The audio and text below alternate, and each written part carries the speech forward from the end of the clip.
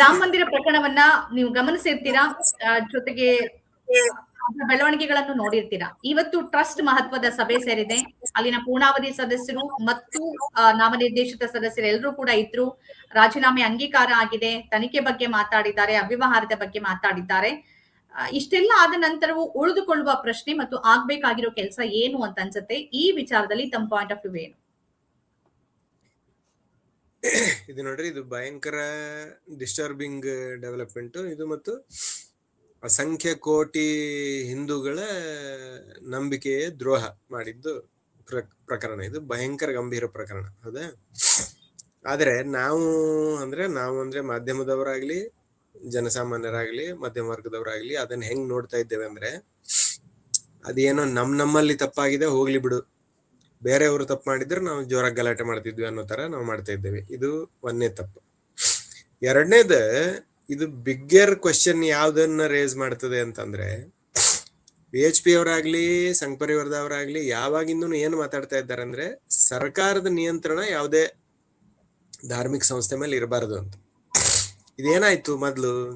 ಈಗ ಉದಾಹರಣೆಗೆ ಕರ್ನಾಟಕದ ಕೇಸ್ ನೀವು ತಗೊಂಡ್ರೆ, ಎಂಡೋಮೆಂಟ್ ಆಕ್ಟ್ ಅಲ್ಲಿ ದೇವಸ್ಥಾನಗಳು ಬೇರೆ, ಮಠಗಳು ಬೇರೆ ಅಂತ ಡಿವಿಷನ್ ಆಯ್ತು.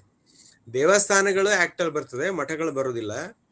ಯಾಕಂದ್ರೆ ಮಠಗಳು ಒಬ್ಬ ವ್ಯಕ್ತಿ ಅಥವಾ ಒಂದು ಪರಂಪರೆಯವರು ಮಾಡಿರೋದು, ಅದು ಖಾಸಗಿ ಪ್ರಾಪರ್ಟಿ ಮೇಲೆ ಇರ್ತದೆ, ಡೊನೇಟೆಡ್ ಪ್ರಾಪರ್ಟಿ ಎಟ್ಸೆಟ್ರಾ. ಆದ್ರೆ ದೇವಸ್ಥಾನಗಳು ಪಬ್ಲಿಕ್ ಪ್ರಾಪರ್ಟಿ, ಅವು ಸರ್ಕಾರದ ಅಧೀನಕ್ಕೆ ಬರ್ತದೆ ಅನ್ನೋದು ಆಕ್ಟ್ ಅಲ್ಲಿ ಇತ್ತು. ಇದನ್ನ ನನಗ್ ನೆನಪಿದ್ದಂಗೆ 1980ರಿಂದನೂ BJP, RSS ಮತ್ತು ವಿಶ್ವ ಹಿಂದೂ ಪರಿಷತ್ ಅವರೆಲ್ಲರೂ ಮಾತಾಡ್ತಾ ಇದ್ದಾರೆ. ಅವ್ರು ಏನ್ ಮಾತಾಡ್ತಾ ಇದ್ದಾರೆ ಅಂದ್ರೆ, ನಮ್ಮ ಸಂಸ್ಥೆಗಳು ನಾವು ಡೊನೇಷನ್ ಕೊಟ್ಟು ಅವ್ರನ್ನ ಕಟ್ಟಿರ್ತೇವೆ, ಅವುದ್ರ ಮ್ಯಾನೇಜ್ಮೆಂಟ್ ಸರ್ಕಾರದವ್ರು ಮಾಡಬಾರ್ದು, ನಾವು ಮಾಡ್ಬೇಕಂತ. ಒಂದ್ ವೇಳೆ ಅವ್ರ ವಾದವನ್ನು ನೀವು ಒಪ್ಕೊಳ್ಳೋದೇ ಆದ್ರೆ, ನಿಮ್ಮ ನಿಯಂತ್ರಣದಲ್ಲಿರುವ ಸಂಸ್ಥೆಯ ಟ್ರಸ್ಟಿನ ಹಣೆಬರ ಇದಾದ್ರೆ, ಇಡೀ ದೇಶದ ಎಷ್ಟೋ ಲಕ್ಷಾಂತರ ಟೆಂಪಲ್ಗಳನ್ನ ಸರ್ಕಾರ ನಿಯಂತ್ರಣದಿಂದ ತೆಗೆದು ನೀವು ಆ ಸಂಘಟನೆಗಳಿಗೆ, ಟ್ರಸ್ಟ್ಗಳಿಗೆ ಕೊಟ್ಬಿಟ್ರಿ ಏನ್ ಗತಿ ಅನ್ನೋದು. ಇದನ್ನ ನಾನು ಸಂಘ ಪರಿವಾರದವ್ರಿಗೆ, BJP ಅವ್ರಿಗೆ, RSS ನವ್ರು ಕೇಳ್ತಾ ಇಲ್ಲ. ಈ ಪ್ರಶ್ನೆಯನ್ನ ನಮ್ಮ ಮಧ್ಯಮ ವರ್ಗದವರಿಗೆ ಮತ್ತು ಆ ದೇವಸ್ಥಾನದಲ್ಲಿ ವಿಶ್ವಾಸ ಇಟ್ಟವ್ರಿಗೆ, ಅದಕ್ಕೆ ದುಡ್ಡು ಕೊಟ್ಟವ್ರಿಗೆ ಕೇಳ್ತಾ ಇದ್ದೆ. ಮೂರನೇದು, ನಮ್ಮ ಮೀಡಿಯಾ ರೆಸ್ಪಾನ್ಸ್ ನೀವು ನೋಡ್ರಿ.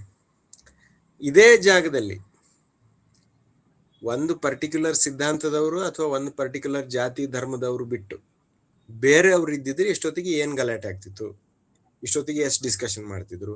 ಅಥವಾ BJP ಏತರ ಮುಖ್ಯಮಂತ್ರಿ, BJP ಏತರ ಪ್ರಧಾನಮಂತ್ರಿ ಇದ್ರೆ ಎಷ್ಟು ಗಲಾಟೆ ಆಗ್ತಿತ್ತು.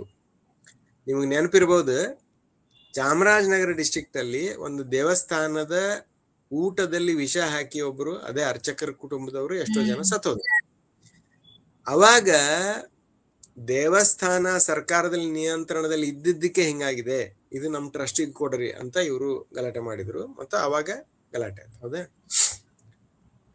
ನೀವು ಅಂದ್ರೆ ನಾನು ಇದನ್ನ ಮತ್ತೆ ಸ್ಟ್ರೆಸ್ ಮಾಡೋದು, 1930ರಿಂದ ಇರುವ ಕೇಸ್ ಇದು, ಅಯೋಧ್ಯೆ ಪ್ರಕರಣ ಅಂತ ಅನ್ನೋದು. ಹೌದಾ? ಅದನ್ನ ಅಟ್ ಒನ್ ಟೈಮ್ ಅದು ಪೊಲಿಟಿಕಲ್ ಅಲ್ಲ, ಇದು ಧಾರ್ಮಿಕ ಅಂತ ಅವರು ಟರ್ನ್ ಮಾಡಿದ್ರು. ನನಗೆ ನೆನಪಿದ್ದಂಗೆ ಉಡುಪಿ ಸೀನಿಯರ್ ಸ್ವಾಮೀಜಿಯವರು ಹುಬ್ಬಳ್ಳಿಯಲ್ಲಿ ಒಂದ್ಸರಿ ಪ್ರೆಸ್ ಮೀಟ್ ಅಲ್ಲಿ, ಐತಿಹಾಸಿಕ ದಾಖಲೆಗಳನ್ನ ಸರ್ಕಾರ ಕೇಳಬಾರದು, ಯಾಕಂದ್ರೆ ಇದು ತರ್ಕದ ಪ್ರಶ್ನೆ ಅಲ್ಲ, ಇದು ನಂಬಿಕೆಯ ಪ್ರಶ್ನೆ ಅಂತ ಹೇಳಿದ್ರು. ಇದೇ ಪ್ರಶ್ನೆಯನ್ನೇ ಆ ಟೆಂಪಲ್ ಟ್ರಸ್ಟ್ನವ್ರಿಗೆ ಅಥವಾ ಹೋರಾಟಗಾರರಿಗೆ ಇವ್ರಿಗೆ ಇಟ್ರೆ, ಇದು ತರ್ಕದ ಪ್ರಶ್ನೆ ಅಲ್ಲ, ಈಗ ಏನಾಗ್ತಾ ಇದೆ, ಇದು ನಂಬಿಕೆಯ ಪ್ರಶ್ನೆ.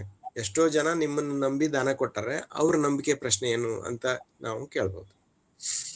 ಮೂರನೇದು, ಇದನ್ನ ಉತ್ತರ ಪ್ರದೇಶ ಗವರ್ಮೆಂಟ್ ನೋಡ್ತಾ ಇರೋದಂದ್ರೆ, ಮ್ಯಾನೇಜ್ ಮಾಡ್ತಾ ಇರೋ ಪದ್ಧತಿ, ಪ್ರಕ್ರಿಯೆ ಬಗ್ಗೆ ಒಂದಿಷ್ಟು ಪ್ರಶ್ನೆ ಹೇಳ್ತದೆ. ನಂಬರ್ 1, ಅದು ಸ್ಪೆಷಲ್ ಇನ್ವೆಸ್ಟಿಗೇಷನ್ ಟೀಮ್ ಅಲ್ಲ, ಸ್ಪೆಷಲ್ ಇನ್ವೆಸ್ಟಿಗೇಷನ್ ಕಮಿಟಿ, SIT ಅಲ್ಲ. ಯಾರೋ ಸೀನಿಯರ್ ಆಫೀಸರ್ಸು ಅಥವಾ ರಿಟೈರ್ಡ್ ಹೈಕೋರ್ಟ್ ಜಡ್ಜ್ ಅಥವಾ ಸರ್ವಿಂಗ್ ಜಡ್ಜ್ ಅವ್ರ ನೇತೃತ್ವದಲ್ಲಿ ಒಂದು ಕಮಿಟಿ ಮಾಡಿ ಅವ್ರಿಗೆ ಇಂಡಿಪೆಂಡೆಂಟ್ ಆಗಿ ಕೊಟ್ಟು ಸೀನಿಯರ್ ಆಫೀಸರ್ಸನ್ನ ಅಪಾಯಿಂಟ್ ಮಾಡಿ ಹಂಗೆ ಅವರು ಮಾಡ್ತಾ ಇಲ್ಲ. ಮತ್ತೆ ಇಲ್ಲಿ ತನಕ ಯಾರ್ಯಾರನ್ನ ಅವರು FIR ಅಲ್ಲಿ ನೇಮಕ ಮಾಡಿದಾರಲ್ಲ, ಅವರು ಕೆಳಗಿನ ಮಟ್ಟದ ಅಧಿಕಾರಿಗಳು ಎಟ್ಸೆಟ್ರಾ. ಮೊನ್ನೆ ಒಂದು ಹಿಂದಿ ಇಂಟರ್ವ್ಯೂನಲ್ಲಿ ಆ ಟ್ರಸ್ಟಿನ ಒಬ್ಬರು ಮೆಂಬರ್ ಏನ್ ಹೇಳಿದ್ದಾರೆ ಅಂದ್ರೆ, ಮಾಜಿ ಮೆಂಬರ್.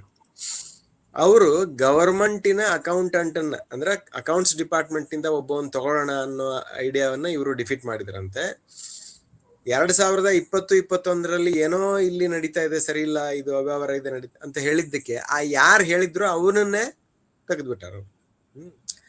ಅಂದ್ರೆ ಇದು ಒಂದು ದಿನದ ಪ್ರಶ್ನೆ ಅಲ್ಲ, ಸುಮಾರು ಕೋವಿಡ್ ಹಿಂದೆ ಮುಂದೆನಿಂದ ಅಂತ ಹೇಳ್ಕೊಂಡ್ರೆ ನೀವು ಋಷಿಕೇಶ್ ಅವರೇ, ಇದನ್ನ ಶಂಕರಾಚಾರ್ಯರಿರ್ಬೋದು, ಅದರ ಜೊತೆ ಬ್ರಿಜ್ ಭೂಷಣ್ ಕೂಡ ಹೇಳಿಕೆಯನ್ನ ಕೊಟ್ಟಿದ್ದಾರೆ. ಮೊದ್ಲಿಂದಲೇ ಇದರ ಅವ್ಯವಹಾರ ನಡೀತಿತ್ತು ಅಂತ ಅವ್ರು ಹೇಳಿಕೆ ಕೊಟ್ಟಿದ್ದಾರೆ. ಪ್ರಶ್ನೆ ಇರೋದೇನು ಅಂತ ಅಂದ್ರೆ, ಇಷ್ಟು ದೊಡ್ಡ ಧಾರ್ಮಿಕ ಕೇಂದ್ರದಲ್ಲಿ ಇಷ್ಟು ದೊಡ್ಡ ಮಟ್ಟದಲ್ಲಿ ನಿರಂತರವಾಗಿ ದೇಣಿಗೆ ಅವ್ಯವಹಾರ ನಡೆದಿದೆ ಅನ್ನೋದು ಪ್ರಾಥಮಿಕ ತನಿಖೆಯಿಂದ ಕೋಟ್ಯಾಂತರ ರೂಪಾಯಿ ಅವ್ಯವಹಾರ ಅಂತ ಬಯಲಾಗಿದ್ರು. ಯಾಕೊಂದು ಸಿಬಿಐ ತನಿಖೆಗೆ ಕೊಟ್ಟಿಲ್ಲ? ಇಡಿಲಿ ಅಕ್ರಮ ಹಣ ವರ್ಗಾವಣೆ ಆಗಿದೆ, ಇಡಿ ಯಾಕೆ ಬಂದಿಲ್ಲ? 2 ಪ್ರಶ್ನೆ. ಜೊತೆಗೆ ಮಾಧ್ಯಮಗಳು ಕೂಡ ಪ್ರಶ್ನೆ ಮಾಡ್ತಿಲ್ಲ. ನೀವ್ ಹೇಳಿದ್ರಿ ಮಾಧ್ಯಮಗಳು ಬೇರೆ ಸಂದರ್ಭದಲ್ಲಿ ಬೇರೆ ಮಾಡ್ತಿದ್ವು ಅಂತ. ಕನಿಷ್ಠ ತನಿಖೆಗೆ ಕೊಡಿ ಅನ್ನೋ ಒಂದು ಚರ್ಚೆಯನ್ನು ಮುನ್ನೆಲೆಗೆ ತರಲಾರದ ಒಂದು ಸ್ಥಿತಿಗೆ ಒಂದ್ ಜಾತಿ ತಂದು ನಿಲ್ಸಿದ್ಯಾ ಅಥವಾ ಒಂದು ಪರ್ಟಿಕ್ಯುಲರ್ ಸಿದ್ಧಾಂತ ತಂದು ನಿಲ್ಸಿದ್ಯಾ? ಮತ್ತೆ ಇದ್ರ ಜವಾಬ್ದಾರಿ ಯಾರು ಹೊರಬೇಕು? ಈಗ VHP ಮತ್ತು RSS ನ ಹಿನ್ನೆಲೆ ಚಂಪತ್ ರಾಯ್ ಇರ್ಬೋದು, ಅನಿಲ್ ಮಿಶ್ರಾ ಇರ್ಬೋದು, ಗೋಪಾಲ್ ರಾಯ್ ಇರ್ಬೋದು, ಅವ್ರ ವಿರುದ್ಧ ಇಲ್ಲಿ ತನಕ ಕನಿಷ್ಠ FIR ಕೂಡ ಆಗಿಲ್ಲ. ವಿಚಾರಣೆಗೆ ಏನೋ ಕರೆದಿದಾರಂತೆ, ಹೋಗಿದಾರಂತೆ. ಅವರೇ ಇದ್ರಲ್ಲಿ ಮಾಸ್ಟರ್ ಮೈಂಡ್ ಅನ್ನೋದು ಗೊತ್ತಾದ್ರೂ ಕೂಡ FIR ಇಲ್ಲ ಅಂತಂದ್ರೆ ಇದು ಏನ್ ತೋರ್ಸತ್ತೆ? RSS ನವರನ್ನ ಕಾಪಾಡೋ ಪ್ರಯತ್ನನ? ಇದನ್ನ ಹೇಗ್ ನೋಡ್ತೀರಿ ತಾವು? ಈಗ ನೋಡ್ರಿ, ಅವರು ಇದನ್ನ ಬಹಳ ಲೈಟ್ ಆಗಿ ತಗೊಂಡಿರ್ಬೋದು. RSS ಆಗ್ಲಿ, BJP ಆಗ್ಲಿ, ವಿಶ್ವ ಹಿಂದೂ ಪರಿಷತ್ ಆಗ್ಲಿ, ಅಥವಾ ಟೆಂಪಲ್ ಟ್ರಸ್ಟ್ ಅವ್ರೇನ್ ತಿಳ್ಕೊಂಡಿರ್ಬೋದು ಅಂದ್ರೆ, ಏನ್ ಸ್ವಲ್ಪ ದಿವಸ ಮುಂದೆ ಹೋಗ್ಬಿಟ್ರೆ ಜನ ಮರ್ತು ಬಿಡ್ತಾರೆ, ಇದು ನಾರ್ಮಲೈಸ್ ಆಗ್ಬಿಡ್ತದೆ, ಸಾಮಾನ್ಯ ಆಗ್ಬಿಡ್ತದೆ ಅಂತ ಅನ್ಸಿರ್ಬೋದು. ಅವ್ರು ಏನ್ ತಿಳ್ಕೊಳ್ತಾ ಇಲ್ಲ ಅಂದ್ರೆ, ಇಷ್ಟು ದಿವಸ ನೀವು ನೋಡ್ರಿ, ಭಾರತೀಯರಲ್ಲಿ BJP ಬಗ್ಗೆ ಕೆಲವು ಜನ ಕೆಟ್ಟ ಮಾತಾಡ್ಬೋದು, RSS ಬಗ್ಗೆ ಯಾರು ಕೆಟ್ಟ ಮಾತಾಡ್ತಿದ್ದಿಲ್ಲ. RSS ನವ್ರು ಬಹಳ ಒಳ್ಳೆಯವರು, ಸಜ್ಜನರು, ಸಿಂಪಲ್ ಲೈಫ್ ಮಾಡೋರು, ತಮ್ಮ ಜೀವನದಲ್ಲಿ ಎಲ್ಲವನ್ನು ತ್ಯಾಗ ಮಾಡಿ BJPಯನ್ನು ಅಧಿಕಾರಕ್ಕೆ ತಗೊಂಡ್ಬರ್ತಾರೆ ಅನ್ನೋ ಇಮೇಜ್ RSS ಗೆ ಇದೆ ಅಲ್ವಾ? ಎಲ್ಲಕ್ಕಿಂತ ಮುಖ್ಯವಾಗಿ ದುಡ್ಡಿನ ವಿಷಯದಲ್ಲಿ ಅವರು ಬಹಳ ಪಕ್ಕಾ ಜನ, ಅವರು ಬೇರೆಯವ್ರ ದುಡ್ಡು ಹೊಡೆಯೋದಿಲ್ಲ ಅನ್ನೋ ತರ ಇಮೇಜ್ ಇದೆ. ಈ ಘಟನೆಯನ್ನ ಅಂದ್ರೆ ಅಯೋಧ್ಯ ಟೆಂಪಲ್ ಫಂಡ್ ಲೀಕೇಜ್ ಘಟನೆಯನ್ನ ಅವರು ಭಯಂಕರ ಗಂಭೀರವಾಗಿ ತಗೊಳ್ಳಾರದು ಬಿಟ್ಟರೆ, ಅಥವಾ ಅದನ್ನ ತಾರ್ಕಿಕ ಅಂತ್ಯಕ್ಕೆ ತಗೊಂಡು ಹೋಗೋದನ್ನು ಬಿಟ್ಟರೆ, ಅವ್ರು ಅದನ್ನ ಜನ ಮರ್ತು ಬಿಡ್ತಾರೆ ಅಂತ ಮನಸ್ಸಿನಲ್ಲಿ ಅವ್ರು ಇಟ್ಟುಕೊಂಡರೆ, ನಾಳೆ BJPಗೆ ಕೆಟ್ಟ ಹೆಸರು ಬರೋದಿಲ್ಲ, ಕೆಟ್ಟ ಹೆಸರು ಬರೋದು RSS ಗೆ, ವಿಶ್ವ ಹಿಂದೂ ಪರಿಷತ್ತಿಗೆ ಮತ್ತು ಆ ಟೆಂಪಲ್ ಟ್ರಸ್ಟ್ ಆಲ್ರೆಡಿ ಕೆಟ್ಟ ಹೆಸರು ಬಂದಿದೆ ಅವ್ರಿಗೆ. ಟೆಂಪಲ್ ಟ್ರಸ್ಟ್ ಏನದು? ಟೆಂಪಲ್ ಟ್ರಸ್ಟ್ ಅಲ್ಲಿ ಇರೋರು ಎಲ್ಲರೂ ಒಬ್ಬರನ್ನ ಬಿಟ್ರೆ ಎಲ್ಲರೂ ಒಂದು ಜಾತಿಗೆ, ಒಂದು ಸಿದ್ಧಾಂತಕ್ಕೆ ಸೇರಿದವರು. ಅವರೊಬ್ರು ಯಾರಂತಂದ್ರೆ, ಅವರು ಸರ್ಕಾರದಲ್ಲಿ ಇರೋದಕ್ಕೆ ಎಕ್ಸ್ ಆಫಿಷಿಯೋ ಮೆಂಬರ್ ತರ ಅವರು ವೈಶ್ಯ ಜನಾಂಗಕ್ಕೆ ಸೇರಿದವರು. ಹೌದಾ?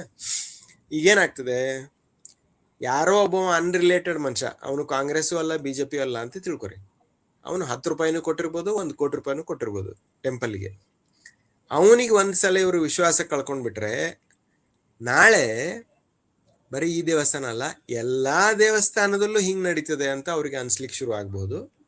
ಇನ್ನೊಂದು, ಸರ್ಕಾರಕ್ಕೂ ಮತ್ತು ಗೈರ್ ಸರ್ಕಾರಿ ಸಂಸ್ಥೆಗಳಿಗೂ ಏನು ವ್ಯತ್ಯಾಸ ಇಲ್ಲಪ್ಪ, ಎಲ್ಲರೂ ಅವರೇ ಅಂತ ಅನ್ಸ್ಬೋದು. ಈ ಡೇಂಜರ್ನ ಅವರು ತಿಳ್ಕೋಬೇಕು. ನೀವು ಹೇಳ್ತಾ ಇದ್ದೀರಲ್ಲ, ನಾ ಆ ಪಾಯಿಂಟಿಗೆ ಹೇಳ್ತೇನೆ. ಏನಂದ್ರೆ, 2012ರಿಂದ 2014 ಎಲೆಕ್ಷನ್ ಆದ್ರೂ ಸಹಿತ 2012ರಿಂದ ಸೋಷಿಯಲ್ ಮೀಡಿಯಾವನ್ನು ಬಳಸಿ ಒಂದು ನೆರೇಟಿವ್ ಬಿಲ್ಡಿಂಗ್, ದೊಡ್ಡ ಇಂಡಸ್ಟ್ರಿ ಏನ್ ತಯಾರಾಗಿದೆ ಇಂಡಿಯಾದಲ್ಲಿ, ಅವರು ಎಲ್ಲಿ ತನಕ ಸಕ್ಸಸ್ಫುಲ್ ಆಗಿದ್ದಾರೆ ಅಂದ್ರೆ, ಪ್ರೈಮ್ ಮಿನಿಸ್ಟರ್ ಆಗ್ಲಿ ಅಥವಾ RSS ಆಗ್ಲಿ BJP ಆಗ್ಲಿ, ಅದ್ರ ಬಗ್ಗೆ ಒಂದು ಟೆಫ್ಲಾನ್ ಕೋಟಿಂಗ್, ಅವ್ರ ವ್ಯಕ್ತಿತ್ವದ ಬಗ್ಗೆ ಟೆಫ್ಲಾನ್ ಕೋಟಿಂಗ್ ಆಗ್ಬಿಟ್ಟಿದೆ. ಅಂದ್ರೆ ನೀವು ಅದನ್ನ ಏನ್ ಮಾಡಿದ್ರು ಗೀಚ್ ಹಾಕ್ಲಿಕ್ಕೆ ಸಾಧ್ಯ ಇಲ್ಲ. ಅವರು ಏನು ಮಾಡಿದ್ರು ನಮ್ಮ ಒಳ್ಳೇದಕ್ಕೆ ಮಾಡ್ತಾ ಇದ್ದಾರೆ. ಅವರು ಈಗ ಇಮಿಡಿಯೇಟ್ಲಿ ಏನೋ ಕೆಟ್ಟ ಮಾಡ್ತಿರ್ಬೋದು, ಉದಾಹರಣೆಗೆ ಡಿಮಾನಿಟೈಸೇಷನ್, ಉದಾಹರಣೆಗೆ GST, ಉದಾಹರಣೆಗೆ ಪೆಟ್ರೋಲ್ ಪ್ರೈಸ್ ರೈಸ್, ಇಂಥದ್ದೇನೋ ಮಾಡ್ತಿರ್ಬೋದು. ಆದ್ರೆ ಅಲ್ಟಿಮೇಟ್ಲಿ, ಅಂತಿಮವಾಗಿ ಅದು ನಮ್ಮೆಲ್ಲರಿಗೂ ಒಳ್ಳೇದಾಗ್ತದೆ. ಅದೊಂಥರ ಸರ್ಜರಿ. ಈಗ ಅವರು ಒಂದು ಭಾಗವನ್ನ ಕಟ್ ಮಾಡಿ ಬಿಸಾಕ್ಬೋದು, ಬಟ್ ಅದು ನಾಳೆ ನಮ್ ಜೀವ ಉಳಿತದೆ ಅಂತ ಅವ್ರ ಹತ್ರ ಬಂದ್ಬಿಟ್ಟಿದೆ. ಇದನ್ನ ಸಕ್ಸಸ್ಫುಲ್ ಮಾಡಿದ್ದವ್ರು ಯಾರು? ಇದನ್ನ ಸಕ್ಸಸ್ಫುಲ್ ಮಾಡಿದ್ದವರು ಸೋಷಿಯಲ್ ಮೀಡಿಯಾವನ್ನು ಬಳಸಿಕೊಂಡು BJPಯ IT ಸೆಲ್ ಎಟ್ಸೆಟ್ರಾ, ಅದರಲ್ಲಿ RSS ನವರು ಇದ್ದಾರೆ, ಎಲ್ಲರೂ ಇದ್ದಾರೆ. ಇದನ್ನ ಈ ದೇಶದ ಅಪೋಸಿಷನ್ ಪಾರ್ಟಿಗಳಾಗ್ಲಿ ಅಥವಾ ಮೇನ್ ಸ್ಟ್ರೀಮ್ ಮೀಡಿಯಾ ಆಗ್ಲಿ ಇದನ್ನ ಸೀರಿಯಸ್ ಆಗಿ ತಗೊಳ್ಳಿಲ್ಲ. ಇವತ್ತಿಗೂ ಸಹಿತ ಸೋಷಿಯಲ್ ಮೀಡಿಯಾನ ಸೀರಿಯಸ್ ಆಗಿ ತಗೊಂಡಿರುವ ಮೇನ್ ಸ್ಟ್ರೀಮ್ ಮೀಡಿಯಾಗಳು ಬಹಳ ಕಡಿಮೆ. ಅವರ ಒಂದು ಅಡಿಷನಲ್ ಸಪ್ಲಿಮೆಂಟರಿ ಟೂಲ್ ತರ ಅದನ್ನ ನೋಡ್ತಾ ಇದ್ದಾರೆ ಹೊರತು ಇದನ್ನ ನಾವು ಹೆಂಗ್ ಕೌಂಟರ್ ಮಾಡ್ಬೇಕು, ಇಷ್ಟು ಸುಳ್ಳು ಬರ್ತಾ ಇದೆಲ್ಲ ಅಂತ ಇವರು ಮಾಡ್ತಾ ಇಲ್ಲ. ಹಿಂಗಾಗಿ ನನಗೇನ್ ಅನ್ಸ್ತಾ ಇದೆ, ನಾನು ಈ ದೇಶದ ಜನ ಕೆಟ್ಟವರು ಅಥವಾ ಈ ದೇಶದ ಜನ ವೀಕ್ ಅಂತ ನಾನು ಅನ್ಕೊಳ್ಳೋದಿಲ್ಲ. ನನಗೇನ್ ಅನ್ಸ್ತಾ ಇದೆ ಅಂದ್ರೆ, ಅವರು ಮಾಹಿತಿ ತೆಗೆದುಕೊಳ್ಳುವ ಮತ್ತು ಅವರ ದೃಷ್ಟಿಯಲ್ಲಿ ನ್ಯೂಸ್ ಸುದ್ದಿ ಅನ್ನೋದರ ವ್ಯಾಖ್ಯಾನವೇ ಬದಲಾಗ್ಬಿಟ್ಟಿದೆ. ಸುದ್ದಿಯ ಪರ್ಸನಲೈಸೇಷನ್ ಆಗಿದೆ. ಪ್ರತಿಯೊಬ್ಬನ ಫೋನ್ ನಲ್ಲಿ ಬರುವ ಸುದ್ದಿ ಇನ್ನೊಬ್ಬನ ಫೋನ್ ನಲ್ಲಿ ಬರುವ ಸುದ್ದಿಗೆ ವ್ಯತ್ಯಾಸ ಇರೋದಕ್ಕೆ ಮತ್ತು ಅವುಗಳ ಮೂಲವನ್ನ ಯಾರೂ ಪ್ರಶ್ನೆ ಮಾಡ್ಲಾರ್ದೆ ಇರೋದಕ್ಕೆ. ನಾವಾದ್ರೆ ಒಂದು ಸಣ್ಣ ತಪ್ಪಾದ್ರೆ ಮರುದಿವ್ಸ ನಮಗೆ ಕೊರೆಗಣ್ಣಂ ಕೊಡ್ಬೇಕಾಗ್ತದೆ. ನಾವು ಎಲ್ಲಿಂದ ಯಾವ ಮೂಲದಿಂದ ಈ ಸುದ್ದಿ ಬಂತು ಅಂತ ನಾವು ಹೇಳ್ಬೇಕಾಗ್ತದೆ.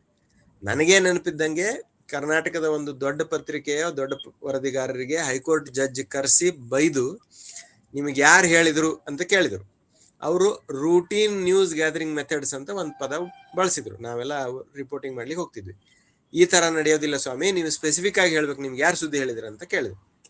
ಆ ಪ್ರಶ್ನೆಯನ್ನ ಸೋಷಿಯಲ್ ಮೀಡಿಯಾಗೆ ಯಾರು ಕೇಳ್ತಾ ಇದ್ದಾರೆ?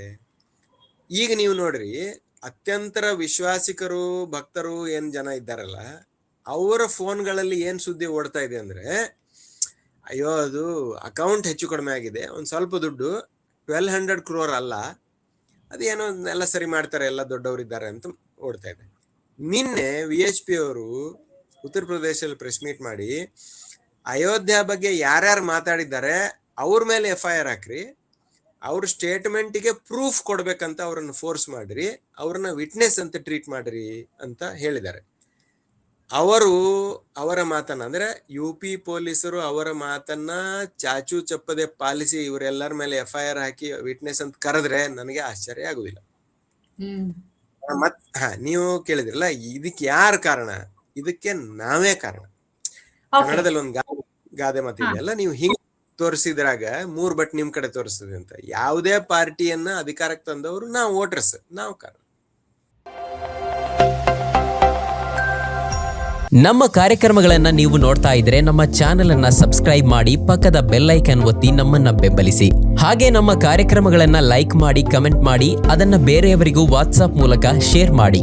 ನೀವು ಹೀಗೆ ಮಾಡಿದಾಗ ನಮ್ಮ ಚಾನೆಲ್ ಇನ್ನಷ್ಟು ಮತ್ತಷ್ಟು ಜನರಿಗೆ ತಲುಪಲು ನೀವು ನಮ್ಮೊಂದಿಗೆ ಸಹಕರಿಸಿದ ಹಾಗಾಗುತ್ತೆ. ಇದು ನೀವು ಯಾವುದೇ ಖರ್ಚಿಲ್ಲದೆ ಕೆಲವೇ ಸೆಕೆಂಡುಗಳಲ್ಲಿ ನೀಡಬಹುದಾದ ಸಹಕಾರ. ಧನ್ಯವಾದಗಳು.